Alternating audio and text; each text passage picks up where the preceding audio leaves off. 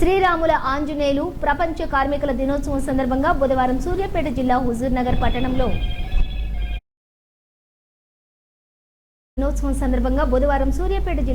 నగర్ పట్టణంలో భవన నిర్మాణ కార్మిక సంఘం అధ్యక్షులు షేక్ సైదా ఆధ్వర్యంలో కార్మిక జెండాలు ఎగరవేసి మేడే శుభాకాంక్షలు తెలియజేశారు. ఈ సందర్భంగా ఆయన మాట్లాడుతూ కార్మికుల రక్తం చిందించి పోరాడి సాధించుకున్న చట్టాలను మోడీ ప్రభుత్వం కాలరాసిందని, కార్మికులందరూ ఏకమై కార్మికుల పక్షాన నిలబడే పార్టీని ఎంపీ ఎలక్షన్లలో గెలిపించి కార్మికుల సత్తా చాటాలని పిలుపునిచ్చారు.